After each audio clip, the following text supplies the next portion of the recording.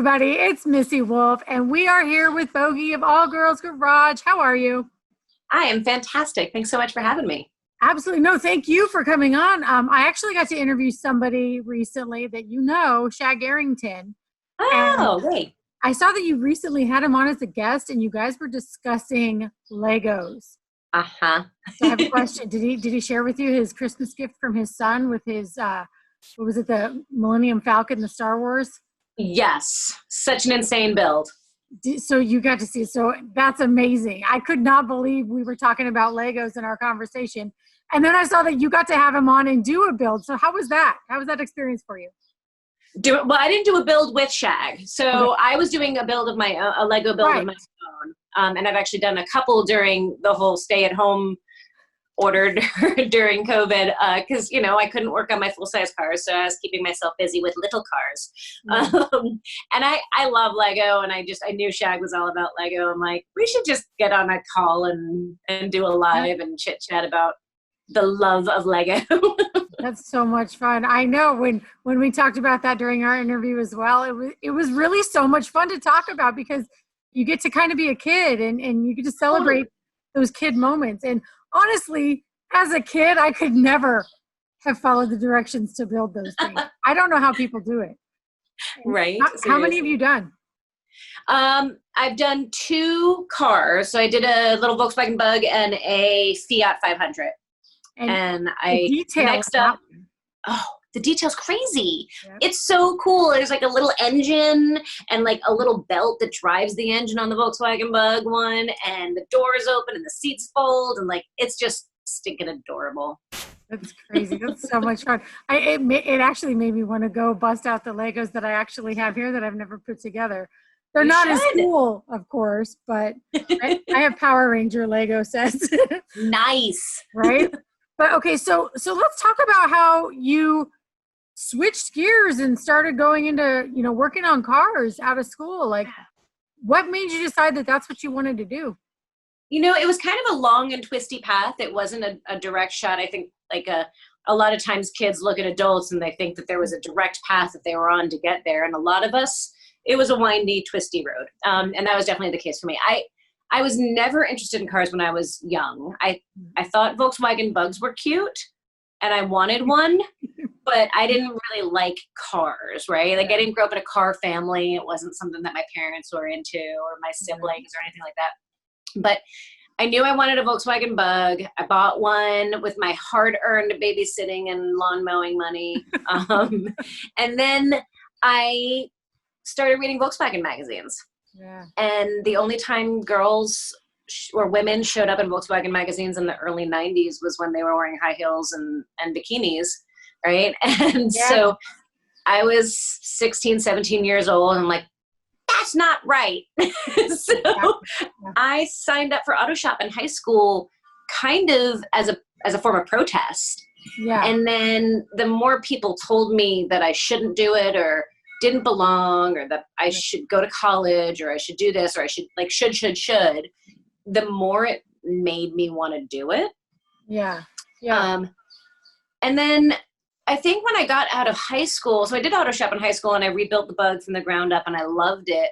But then after high school was over, it was like, okay, I didn't know how to make a career out of automotive. And people weren't communicating those options to me. Nobody came to my high school auto shop to talk to us about what you do after high school. And all the messaging I was getting from around me was go to college, go to college, go to college. That's the only option. You go to 4-year college. And so I went to college. And then after college, I was like, I really miss working with my hands. That's so awesome. Yeah. So that's how that happened. This was back in 2000 when I graduated from college. Went to Universal Technical Institute, then went to the BMW program and been a technician ever since. Now, I know a lot of people that have gone to UTI and it seems like a really fun place to go. And for myself, being female, it bothers me when you go to take your car somewhere and you know what's wrong with it and you're telling them what's wrong with it.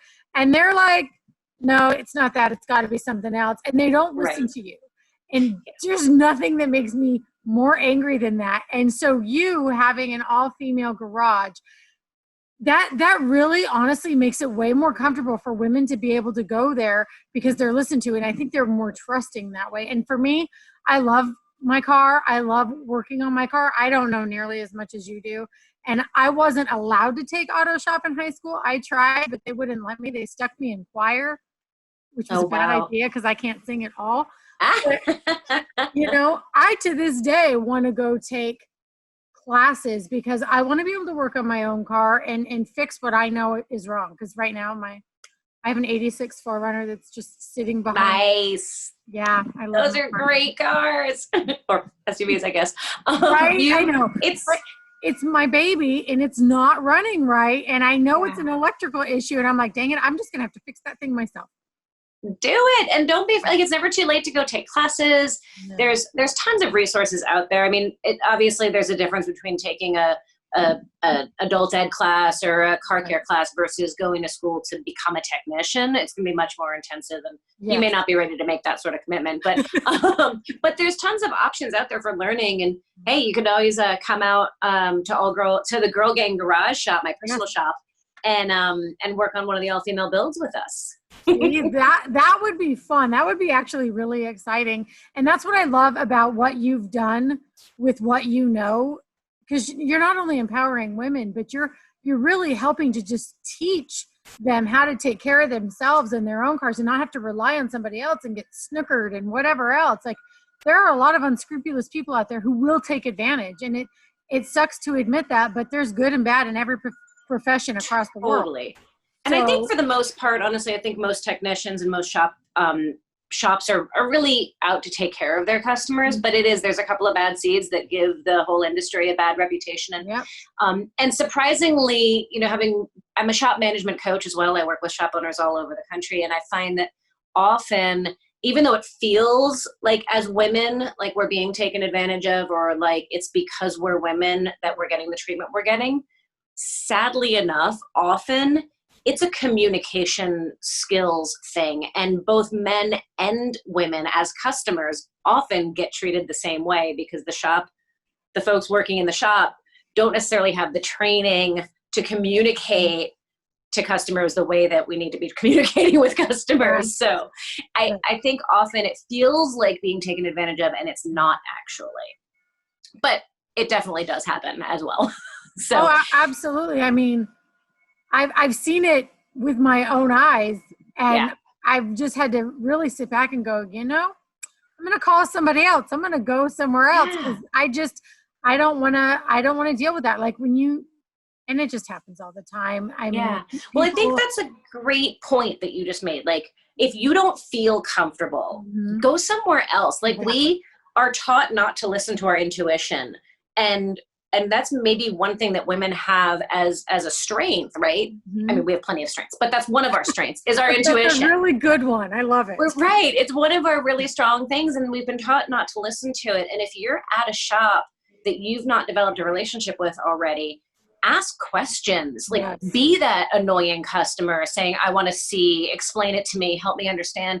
And if they're not willing to take the time to explain it to you, if they can't make eye contact with you, if they're not willing to take the time, right? Or it just feels weird, go somewhere else, because there are good shops and there are bad shops. Like, go find the good shops. And when you find a really good one too, and then you have to move out of state like I did, I'm so grateful that my guy in Huntington Beach, California, still takes my phone calls, coaches me through, tells me what to ask the next shop. You know what I mean? And so it's when you find somebody really good, like, you really do want to stick with them. It's super important. It's like finding a good doctor, right? Yes. Oh my gosh. I use that analogy all the time. But it is, because I mean, essentially you're a car doctor when, totally, when you have to take your car in to get it fixed, it's the same thing. And you need to make sure that they have your car's best interest at heart, not anything else. So totally. I use that analogy all the time. I'm so glad you said that, because it's also like, just like going to a regular doctor, you want your car doctor to know your car's history, to know your goals and plans for the car. Like, their recommendations might be different if they know you're planning on selling it in 6 months, or if they think you're planning on keeping it forever. Like, that's a different planning process. And we don't go to a different medical doctor every time we have an issue? Why do we go to different mechanics every time we have an issue? Exactly. Right? And that's why, that continuity of care is just so Yes. important. And so that's why for me, I won't let go of my mechanic in California. I just cannot do it. I won't. But he Yeah. can't be here to help me with my car now, which is really the most unfortunate thing. Part of me has been tempted to just put it on one of those, trailers and have it sent Right. shipped out there just so he can fix it for me again, because it's just really hard to find that trust with someone else, when you get used to that type of service and someone who actually cares about what they do. And that's what you do in your shop. You care about what you're doing. Everybody who's working with you has that overall goal, and it's awesome to see. And an all female garage too. That's such a cool thing. And I'm sorry, that was Zeus. My dog is saying That's hello. all right. Not a problem. So I apologize for the barking. What are your future goals? Like, did you see when you set out on your journey, was hosting a show and teaching classes, was that something you ever considered as something you were going to do? Oh my goodness, no. I mean, if you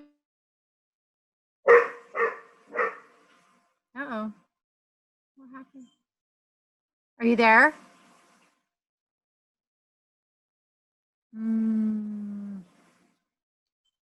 Bogi, can you hear me?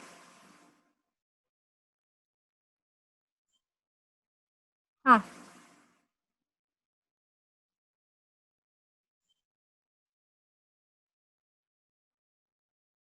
Are you there? lose you? Ooh, that was weird. We totally did. I'm Yeah. I'm still recording. It's okay. We're good. Okay. Awesome. Yay, we're back. I'll just repeat my question. Yeah.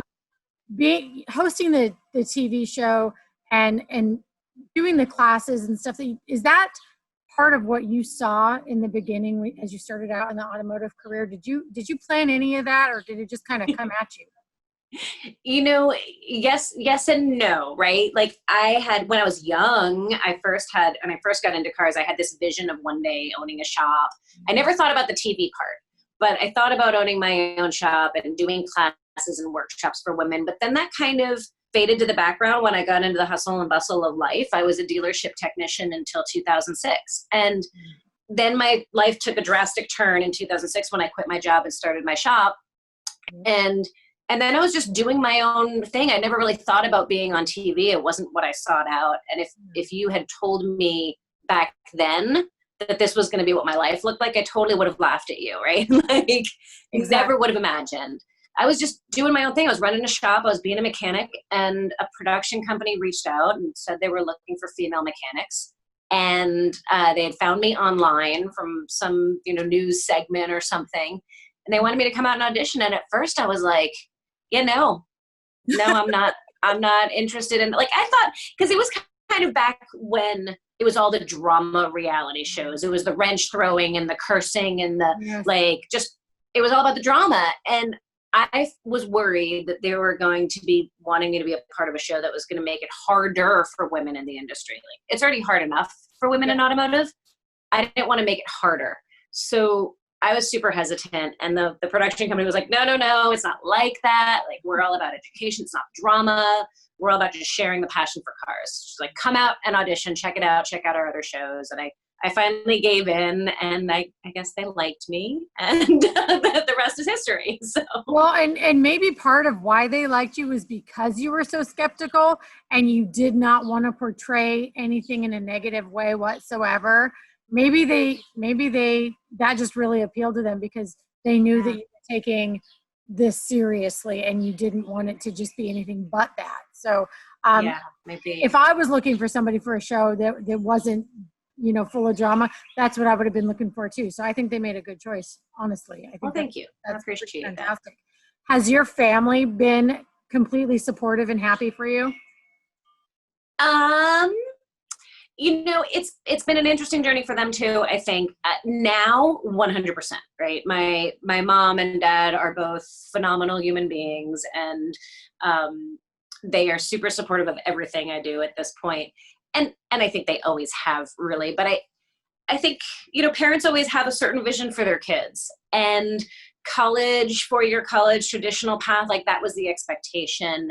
And I went and I did that. And I think it probably comes from, they really just wanted me to be happy, but they had in their mind what that was going to look like, what happiness looked like.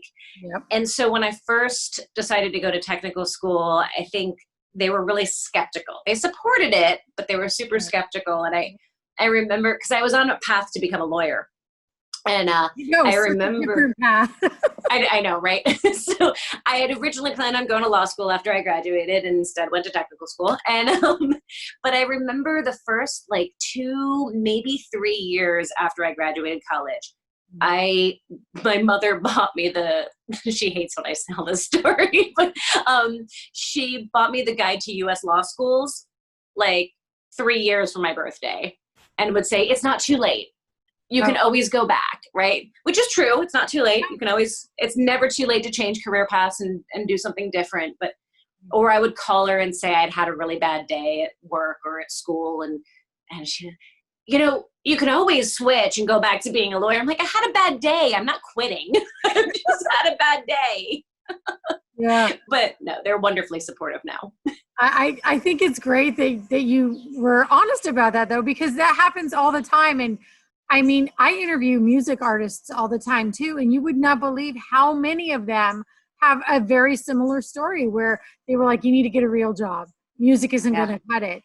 And even with me with doing the magazine, oh my gosh, my whole family, like, okay, if that's, but you could tell, because I wasn't fit for college. I tried to go, I went, I did a lot of courses, got a lot of credits, but I never petitioned for graduation. It just wasn't my thing. I did not have a good time with it.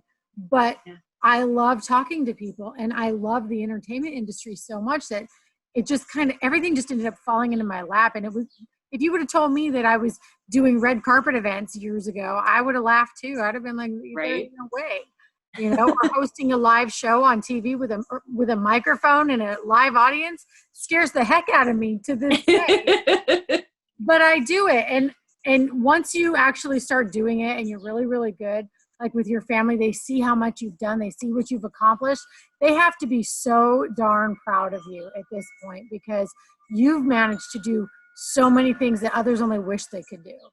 Well, thank you. I appreciate that. I think recognizing that our parents they're speaking from love and fear most of the time. for most folks, that's the hope, right? That they're fearful. They want all the best for their kids, and they are worried that the path isn't going to lead to good things. And then when they see that it does and that it makes you happy, hopefully they come around. And if they don't come around, well, then at least you have a job that makes you happy. There you go. There you go. So what advice would you give to any other female that is looking to do something like this, that's really outside of their box, but they're interested in it and they're not necessarily getting the support of their loved ones at home? What would you tell them? Yeah. I mean, I think going after anything, whether it's the automotive trades or going after any path or dream that maybe other people aren't suggesting is the right path for you, is, you've got to, at the end of the day, you have to look at yourself in the mirror at night. And you're the one who has to live your life. And so if it is something that makes you happy, that's what matters. And find your allies wherever you can find them. It may not be with your family. It may not be with your loved ones. And hopefully they come around. And if not, you find your allies elsewhere and you push through. And I think with automotive in particular, I would say, because it is incredibly male dominated still, women make up 2.5% of all automotive technicians. So there's not a lot of us. I would be doing a disservice if I were to say that everything is sunshine and fairy tales and go after it and it's going to be awesome and just do it, right? Because that's not the case. No. It's hard and it's challenging, and there are people who are supportive and wonderful and within the industry, and there are people within the industry who are not. And the reality is you will come up against some stuff periodically, and it requires you looking deep in yourself. Like, is this what I want? And if this is truly what I want, right, go after it and find your allies and ignore the naysayers and let the naysayers be fuel to your fire and just keep moving forward, right? Let all the naysayers be the fire that makes you want to prove them wrong and just be the best that you can possibly be. Absolutely. But know that it's going to happen. Like, that's going to be there and it's going to be hard. And this industry is not perfect. And there's a lot of things about it that need improvement, but you can be part of that change if that's what you're truly passionate about. Which is fantastic advice for anyone, and honestly, any line of work at all, like you said. True. Because, man, if you let all the bad things or all the rejections, the no's, if you let all of that get to you, you'll never go anywhere. If you let all of that dictate your life, you're just going to be stuck forever. So I definitely agree with you. Just, so what? Who cares what's next?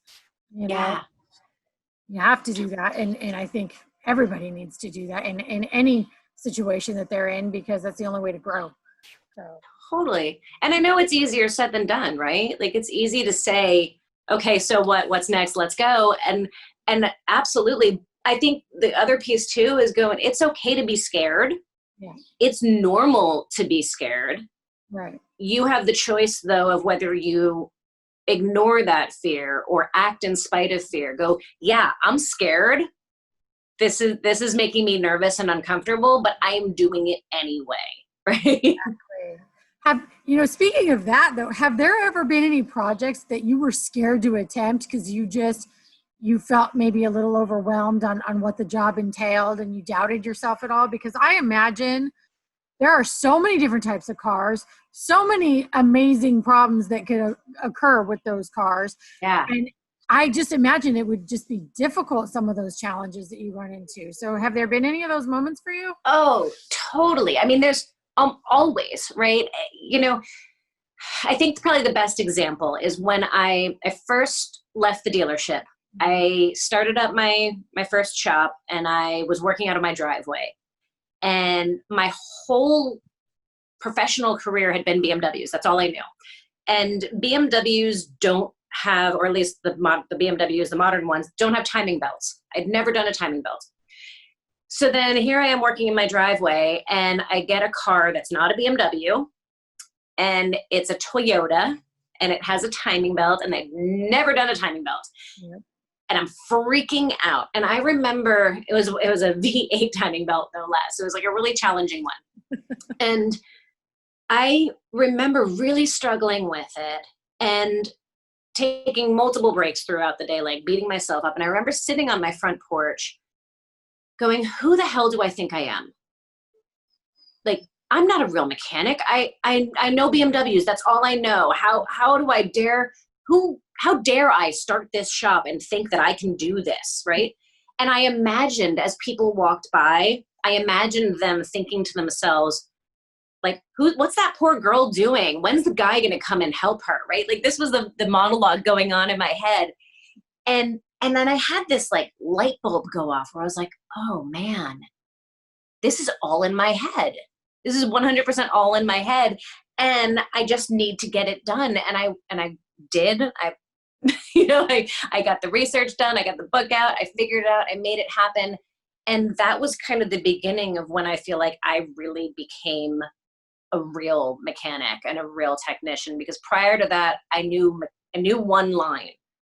But then with that hurdle, getting over that car was when it finally clicked that you can figure anything out. Like, everything is figure outable if you set your mind to it. And yeah, I was terrified, and yeah, I was freaking out, and I was making up stories about what other people were saying about me.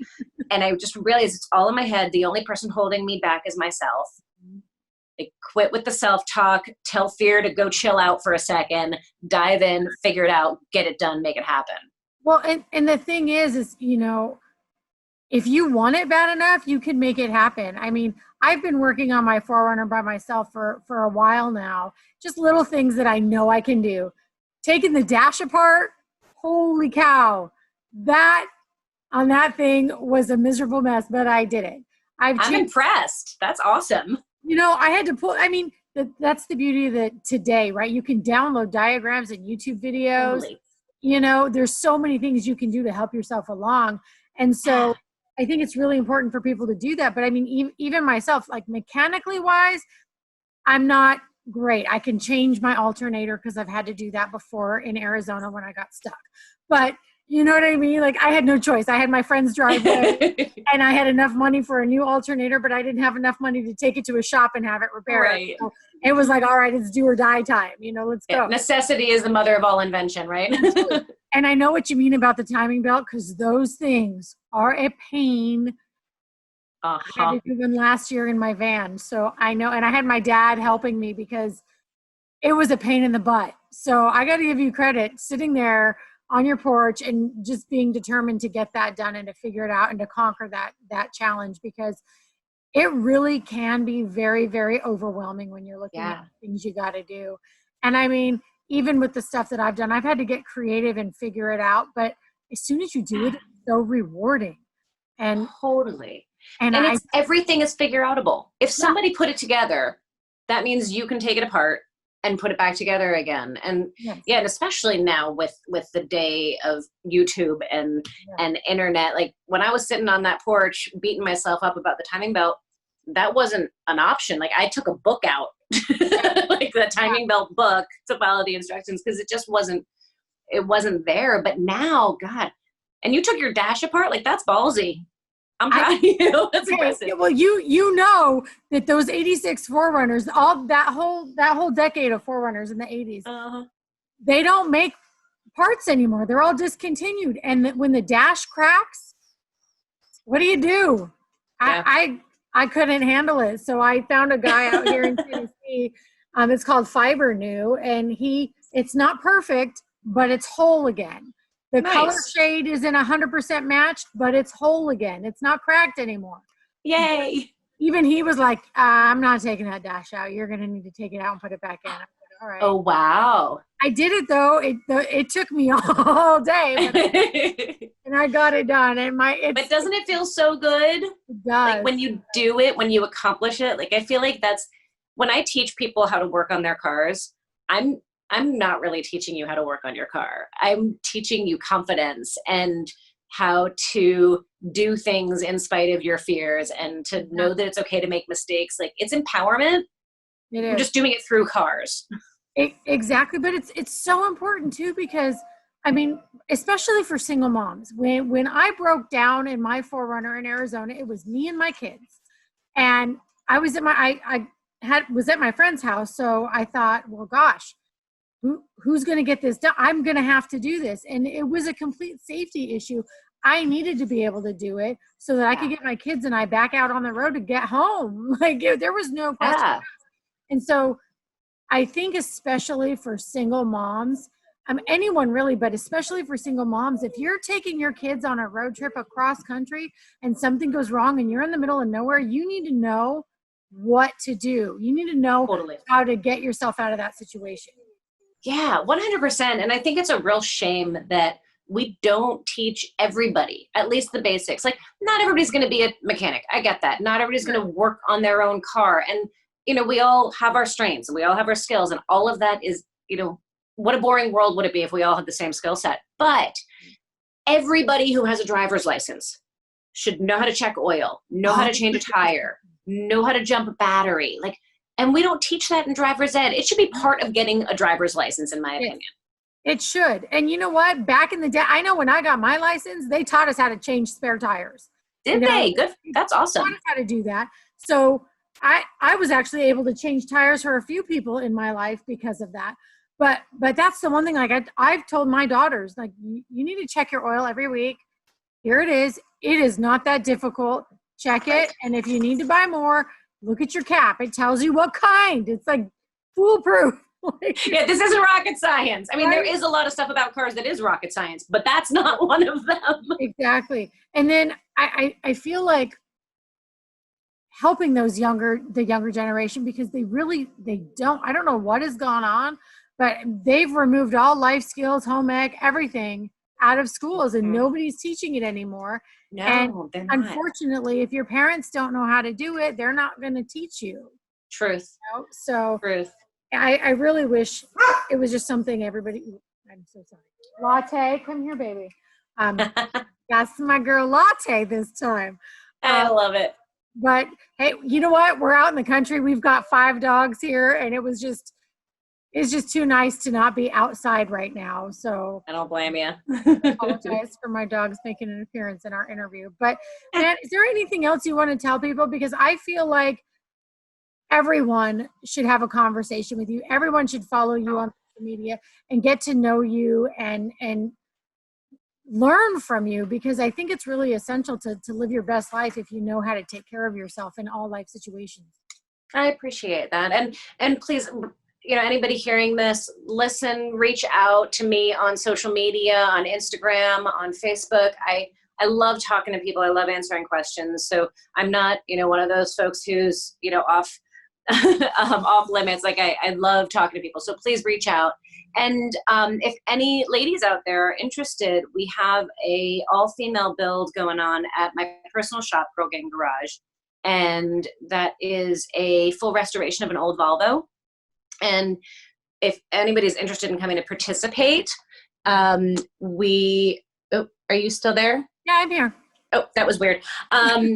If anybody's, I know, right? If anybody is interested in participating, you can find out more on social media or on girlganggarage.com. There's a sign up link, and literally women from any experience level are welcome. So if you have 0 experience working on cars all the way to I've got 40 years of experience working on cars, you're welcome to come and participate and help us from the ground up restore a vehicle that will be unveiled at SEMA 2021.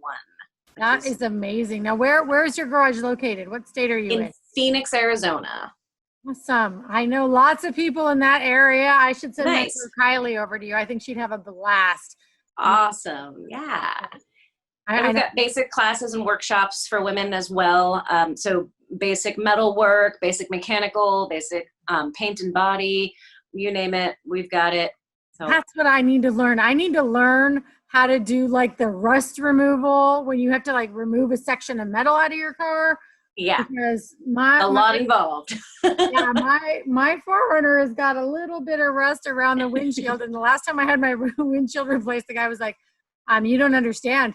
If you get another crack in your windshield, we cannot repair it until this is fixed. Wow. He's like, but for now I put a ton of glue in there. You're good. And I'm just like, oh gosh, I don't want to drive this poor thing until it's like way better. But oh my gosh. a bit at a time. But that would be so much fun. So if anybody can go and sign up, and that's just. Yep, absolutely. We're on pause right now because of everything, going on with COVID, but we're watching CDC guidelines closely, and please still sign up, reach out, and then we'll keep people posted. We'll reach out and get folks scheduled. And we've got from now until November of 2021 for opportunities to come out. So a nice long amount of time, and people can come out for a weekend or a week, whatever works for them. We have ladies that come from all over the country. That's what I thought. I heard that in the last one, there was like, 90 women from 24 different states? Yeah, isn't that crazy? That's fantastic. Yeah, it's a lot of fun. About 30% of them had never worked on cars before.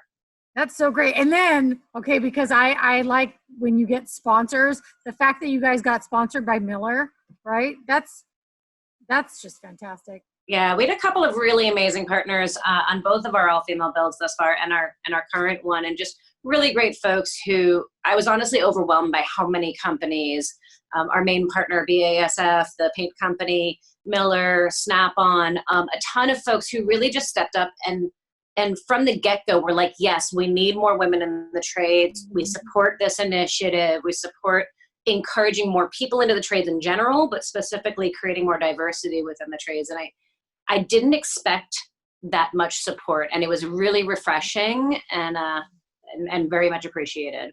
Well, I think it's an all-around good thing, and I think that especially those partners, it's the same thing when Danica Patrick was racing, right? I mean, everybody was so excited that we had Danica Patrick in NASCAR. Yeah. That's just so freaking cool.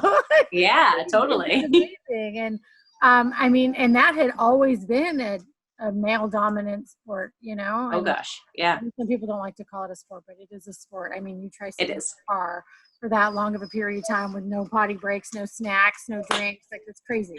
I don't know how, but No, that is definitely a sport, but it's the same thing. And I really do love being a part of promoting the women empowerment with this industry, because we definitely need some increase in women in this industry. We do. Sure.